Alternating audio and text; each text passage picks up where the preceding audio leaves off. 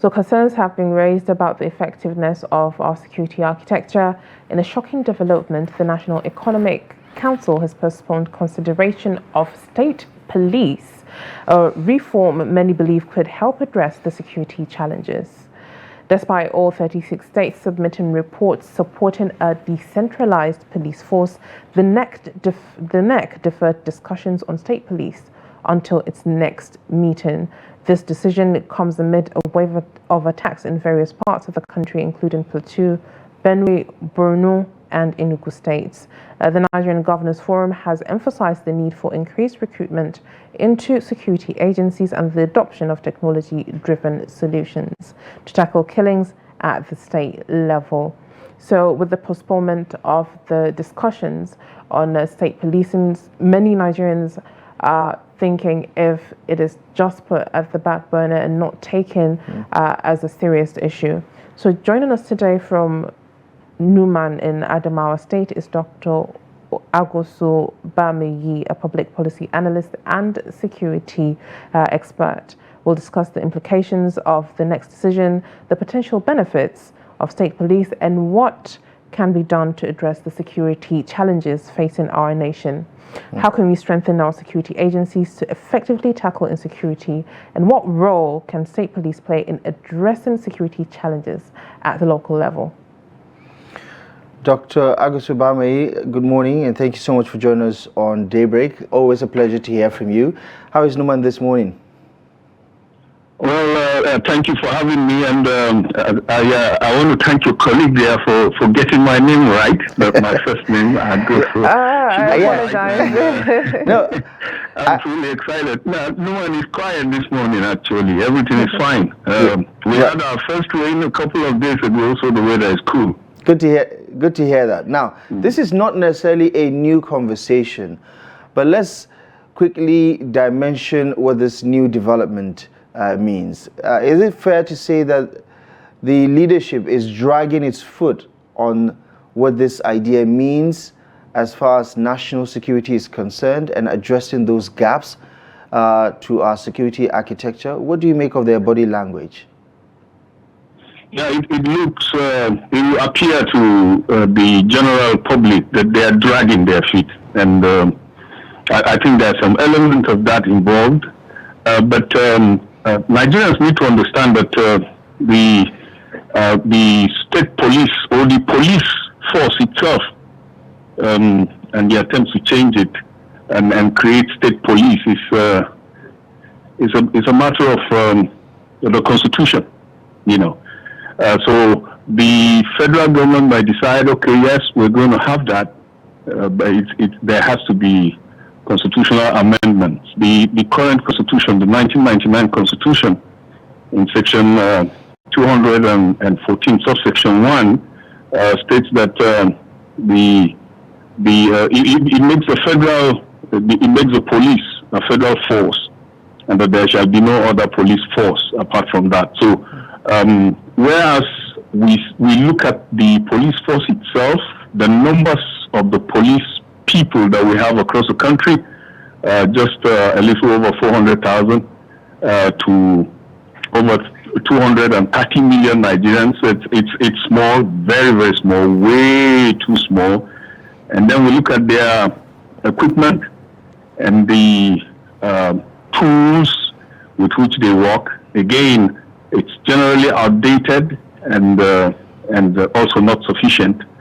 So technologically, we have to upgrade. We also have to upgrade the number of the police force and all that.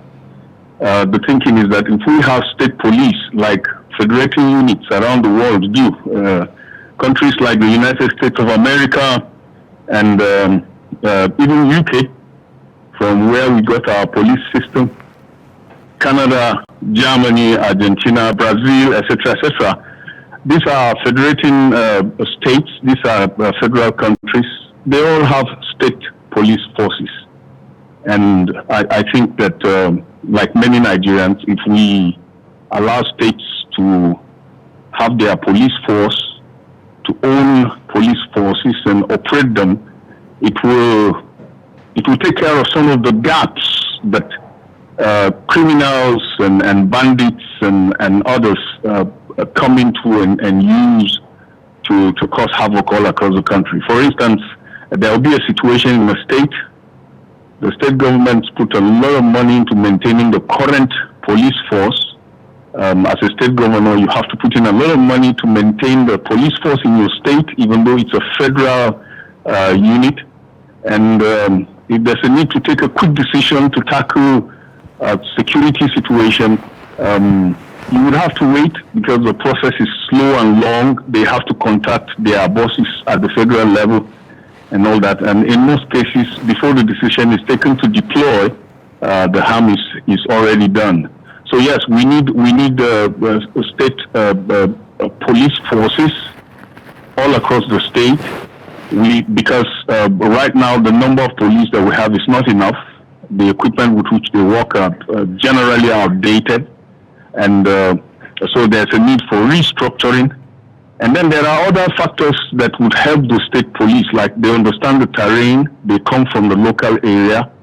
A lot of these criminals are coming in from other places. The ordinary people see them and know these are strangers, these are visitors. Right. They're not part of us, and nothing is done about it until they strike. But if you have a local police force, they understand the terrain, they would act faster because they are under the control of the governor. The process, the decision-making process is not long, and of course they will be able to take care of their peculiar security challenges and security difficulties. Right. So back to your question, are they dragging their feet? That is how it appears that they're dragging their feet. Even though it's a constitutional matter, I believe that if the federal government takes the decision, then the constitution can be amended to allow for that to be done. Just want to double down on that, Doctor. You heard our interactive session. Some of our callers and contributors are for and against it. While on one hand, you have people like you who are saying this is a no-brainer because of the obvious challenge that we continue to face as a nation. On the other side, you have people who are making the argument that this could be abused and misused, and that its counterproductivity could worsen the situation. What do you make of some of the arguments on the other side about the kind of guardrails we need to make sure that this doesn't end up becoming a counterproductive initiative? Yeah, I follow these arguments closely, and I have had the opportunity in a state platform to speak about these things that the people are worried about. The truth of the matter is there has to be a general attitudinal change in Nigeria if we are to avoid abuse of anything at all, not only the state police. Because even the federal police as it stands right now is being abused. It's the attitude we have as Nigerians. We have good laws, we have good institutions on potential, but the way the people who operate those institutions, the people who operate those laws, the way we go about it, our attitude amounts to abuse, and therefore we're not getting the best out of it. So yeah, of course, the state police can be abused, and the governor and his people, the party in power, can use the state police as a tool to further their political gains. It's open to religious abuse. It's open to majority tribes or tribe within a state controlling it and using it for its own ends. It's open to all that. It's the same way the federal police is open to all that. So it's the attitude. Another thing we need to consider is the fact that not all states have the resources to operate a separate police force. Only a few states can afford to properly fund a standard, well-equipped police force. And so, like I've suggested elsewhere, I would like to suggest that we do it not all at once. Some states will still remain under the federal police force, but states who can afford it should be allowed to try it. So we use them as an experiment to see how it goes.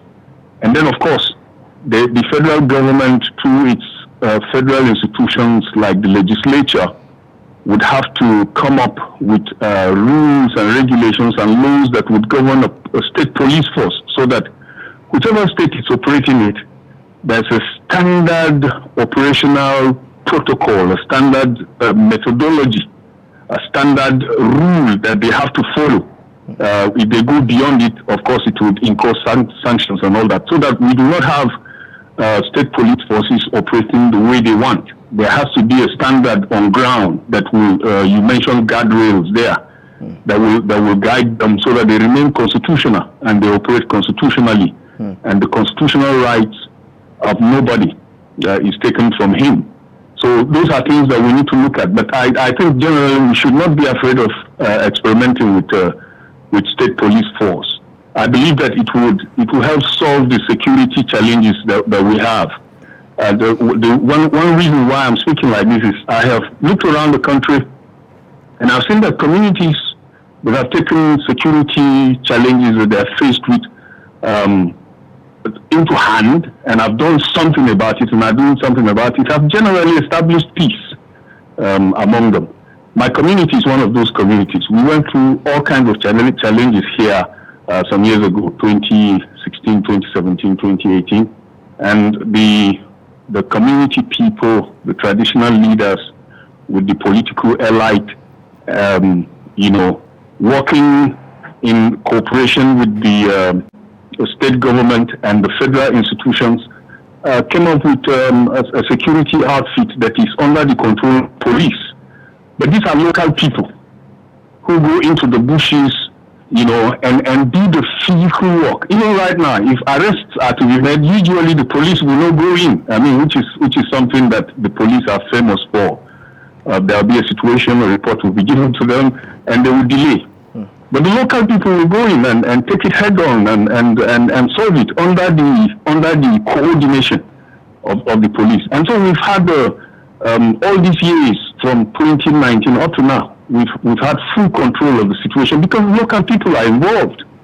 And I believe that if states are given this opportunity to operate police forces of their own, standard police forces that are regulated, well regulated, and then they will be able to control their security situation. Because truth has to be told, a lot of these attacks are by people who are not locals. They come in from other places and they do these operations, and then they run back to wherever it is that they came from in the first place.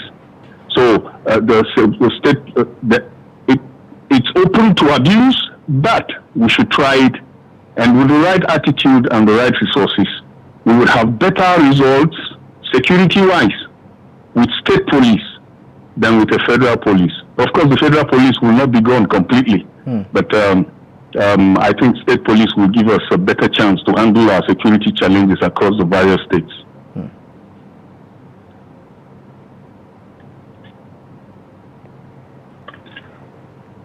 All right. Let's double down on what this would actually look like, because right now we have a half measure in the form of the civilian JTF that have been set up by some of these states across almost every other state. And in the western region, or in the southwest, I beg your pardon, we have the Amotekun Corps that is been recording some sort of successes so far. Let's talk about some of these half measures as a blueprint to what a state police looks like. I know you talk about drawing parallels with the likes of the United States, where you have all these stratifications of government institutions like the police, for instance, at various levels. In fact, some of them, you have them as elective positions, where the sheriffs, for instance, could get elected by some of their counties. Give me a sense of what we have learned so far, experimenting with these half measures like the Civilian Joint Task Force, the operational activities of vigilante groups and hunters, for instance, that the state governors have equipped so far. What do you make of some of those experiences and how that could fuel the blueprint for a state police? Well, the experiments we have done so far, like I mentioned, my community here in Adamu State, has shown that if local people are in control of security, if they are equipped, and if they are well coordinated, they provide better results than the police force itself, operating on ground.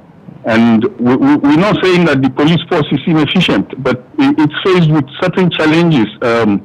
but, I oversee a district here, a traditional district, and it's made up of many villages, towns. There are companies here in this particular district, mining companies, and the famous Dangote Sugar Company, formerly Savannah Sugar Company, is also within my district, and all that. But we have only two police stations. Only two police stations. One in the district capital itself, the town of Gyawana, and the other one is it's located within the factory, the Savannah Sugar Company, the Dangote Sugar Refinery. And they don't have up to 20 booths, And you're looking at a district of hundreds of thousands of people. Just 2 police stations with less than 20 people. A total of 3-4 vehicles. 2 of them are not in good condition. So yeah, it's going to be difficult for them to police this large population. So if we had a huge police force with a lot of people like they have in developed countries, then probably they would work a lot better. But then the experiments we've done with this ad hoc police or security outfit, it has shown that it works better. It brings the security the people are looking for. Of course, there has been cases of abuse, but it's the same thing with the federal police. There have also been cases of abuse in the federal police. Like I said, it's the attitude of Nigerians that is causing that one, not the system itself. So what we should be looking at is we will continue to have a federal police force, like in the United States, for instance, they have the FBI, and so the federal police force will look after federal territories, like Abuja, for instance, the Federal Capital Territory in Abuja, and other federal territories across the country. And then, of course, they would be in charge of major entries into the country, like international airports, international seaports, and international land borders. They would also be in charge of that. And then my suggestion is that there should be a mobile force, a federal mobile force or mobile police forces that are stationed in strategic places and institutions across the country. So like they do right now, the mobile forces can continue to keep an eye on important installations and institutions across the country, and they should have bases in certain places across the country so they can easily come in to lend support to state police forces if the need be. Instead of coming all the way from Abuja, you could have them stationed across the zones in the country. And of course, the federal police force will be responsible for investigation on federal crimes. There are some crimes that are federal in nature, and so the state police will allow the federal police to come in and investigate that. They would also enforce federal laws. But as far as state laws are concerned, security within the locality of the states, like you mentioned there in the U.S., at county level, ward level, what we call ward level, the people who enforce the law there and provide security are actually elected, and then they have a tenure. After that, you have an election, and other people are elected, and all that. These are local people. They know the locality. As soon as they see a visitor, they know it. Of course, not all visitors are criminals, but it's good to know who is a visitor, and it's good to know why he's around and what business he's doing in that community. It helps in maintaining security and also in maintaining order in those communities. So the state police will be responsible for that. The recruitment into the state police will be done in such a way that it reflects the tribal, religious, the ethnic nature of that particular state, so that one particular ethnicity or religion does not dominate and control the police force. And it should be done in such a way that it is also politically neutral. These things can be done. If we sit down and seriously put our minds to it, we can come up with regulations we can come up with rules and laws that will regulate police forces and then allow the states to form police forces along those lines. And the lines can be determined, say, by the National Assembly, for instance, and then the states can then be allowed to follow those lines and establish their state police forces. So it can be done. It needs to be done, and there are models that we can look at to get an example of how we can go about it, because a lot of countries around the world are doing it, and it's helping the federal government to concentrate on what is truly federal. See, the federal system in Nigeria is bogus. I always say that the federal government has beaten a lot more than it can chew. I mean, you bite into something so much that your mouth does not have the space to do the mastication, the chewing and all that. So the federal system in Nigeria is constipated. It's taken over roles that should be played by local governments under normal circumstances, played by state governments under normal circumstances. And it wants to do everything by itself. And as a result, it's not effective in almost all the things, It's trying to be a jack of all trades, and eventually you are a master of none. There are things that the state government can master and do effectively, and there are things the local government can master and do effectively. One of those things the state government can do is state policing, and I think that the state governments should be allowed to do that. All right, now, with you saying the federal government biting more than it can chew, let's talk about financial feasibility. How can the state policing be funded properly with a track record of the Nigerian police force and other security outfits being underfunded and complaints of lack of equipment, and it being able to do its due diligence when it comes to their job? So how can the state police be properly funded so that it doesn't fall into that category of an underfunded body? Yeah, that's one fear, and it's a legitimate fear. It's a legitimate worry. Funding, and that's why earlier on I said it should be done in phases. There are and the first and second phases should be used as experiments. As with trials and error. We test it and fine tune it and see how we can make it better so that the others can follow and work in it. There are states like Lagos State, for instance, can operate its own police force. It's not going to have a lot of challenges. It's not going to have financial problems as far as that is concerned. Rivers State and some other states, a handful of states that can do that effectively. So let's use them. Let's allow them to operate it. Following long discussion between the federal government and the state government, the legislature, the federal legislature, state legislature, necessary constitutional amendment, and coming up with guidelines that the states would use to operate those police forces. The majority of the states are completely dependent on the federal government.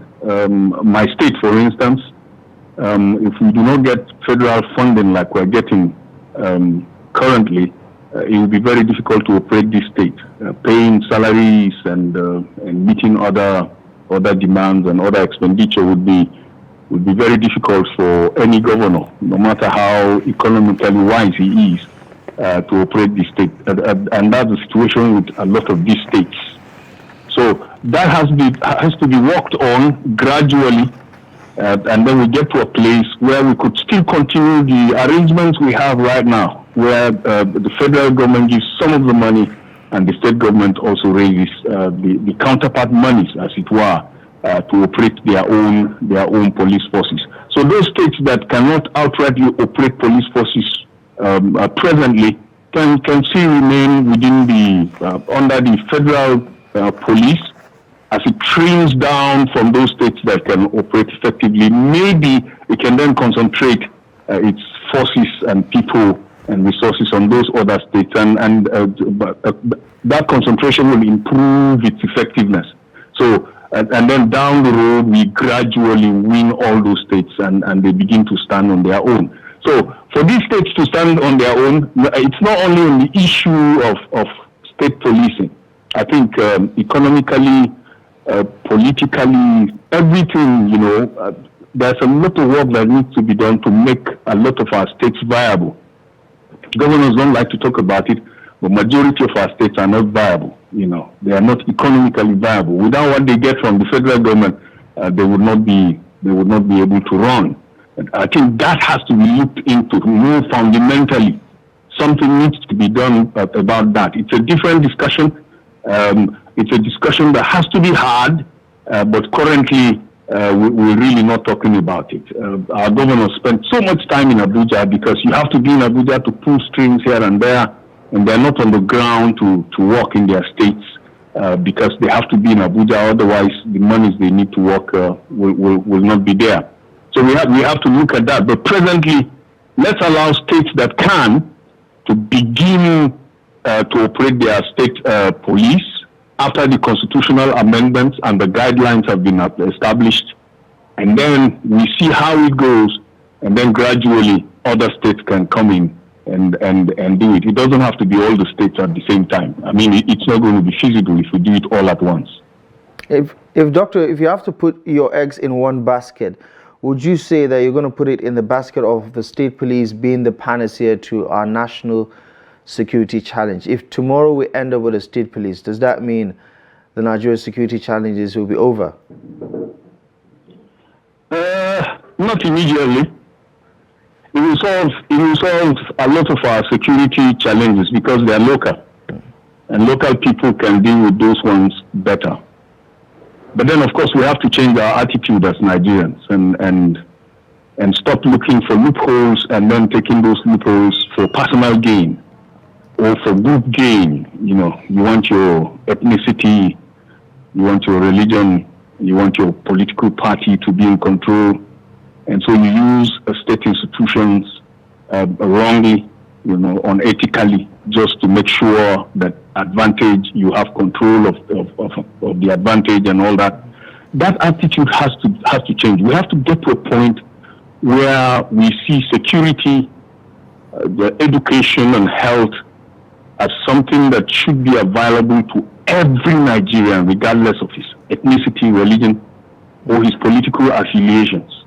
And I always tell people, when roads are good, then the lives of all of us are secured.